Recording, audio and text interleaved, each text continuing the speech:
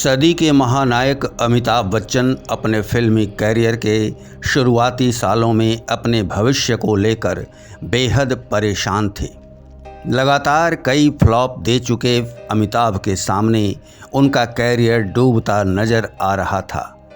कई हीरोइनों ने उनके साथ काम करने से इनकार कर दिया था और वे बम्बई को छोड़कर वापस अपने घर आने की तैयारी कर रहे थे।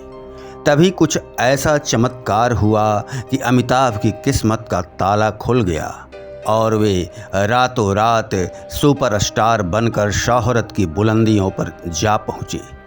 सवाल लाजमी है कि कैसा चमत्कार था ये और वास्तव में हुआ क्या था।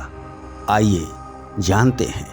जिन दिनों अमिताभ बच्चन रास्ते का पत्थर, सात हिंदुस्तानी, सौदागर और एक नज़र जैसी सुपर फ्लॉप फिल्में देकर अपने कैरियर को बर्बाद होता देख रहे थे, उन्हीं दिनों निर्देशक प्रकाश मेहरा बतौर निर्माता अपनी पहली फिल्म जंजीर बनाने की कोशिश कर रहे थे, जिसके लिए नायक की तलाश जारी थी।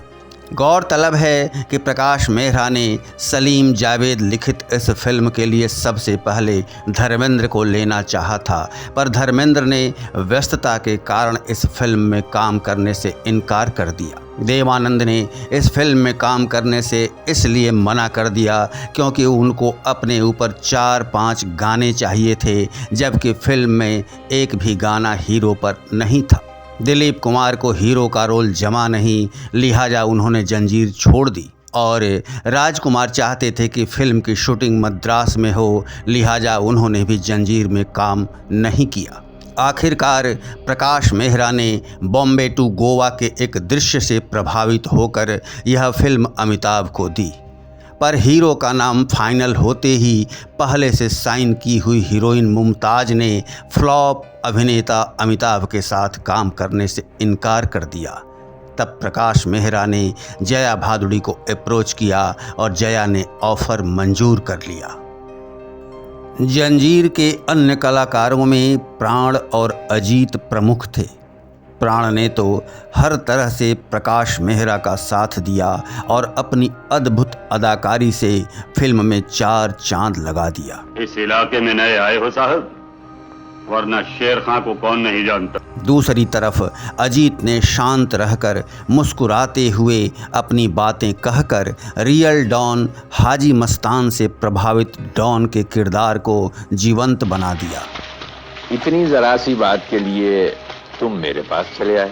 और निर्माता निर्देशक प्रकाश मेहरा ने तो इस फिल्म के निर्माण के लिए अपनी पत्नी के गहने को गिरवी भी रख दिया था, यानी उनका सब कुछ दांव पर लग चुका था। और जंजीर 11 मई 1973 को सिनेमा घरों में रिलीज हुई, जो कि सुपर हिट ही नहीं ब्लॉकबस्टर साबित हुई। यही वह चमत्कार था जिसकी वजह से अमिताभ रातों रात कामयाबी की चोटी पर जा बैठे। इसी फिल्म के बाद अमिताभ के नाम के आगे एंग्री यंग मैन शब्द जुड़ गया, जो आज भी उनके नाम के साथ मौजूद है।